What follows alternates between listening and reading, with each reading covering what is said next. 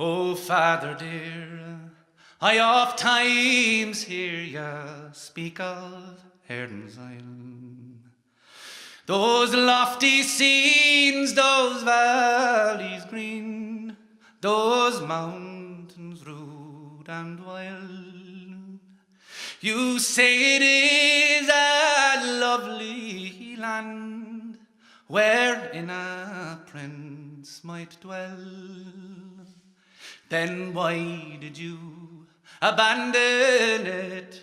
The reason to me tell. Ah, son, I loved my native land with such energy and pride. But the blight came over all our crops, my sheep and cattle died. The rent and taxes were too high, I could not them redeem.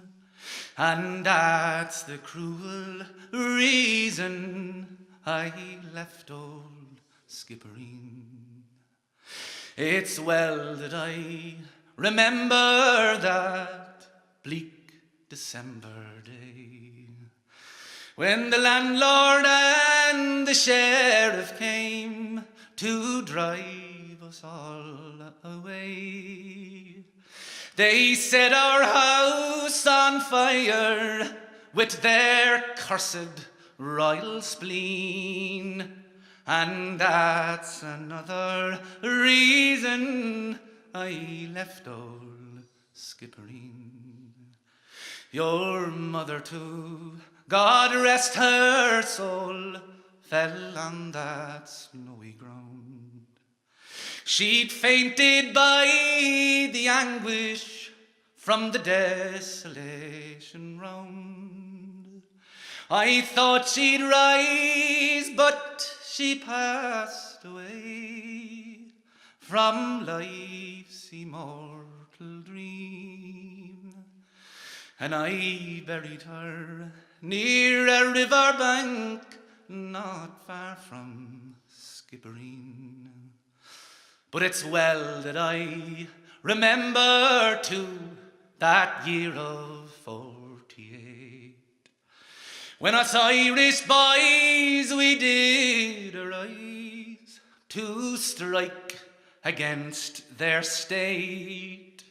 They hunted me both day and night, I was a traitor to some old queen. And that's another reason I left Old Skibbereen. Sure, you were only 2 years old, and 'twas feeble was your frame. I could not leave you with my friends, for you bore our ancient name. I wrapped you in my coat, your more, in the dead of night unseen, and I heaved a sigh as I said goodbye to dear Old Skibbereen. Ah, Father dear, sure the day will come when for vengeance we will call, when Irishmen both stout and stern will rally one and all.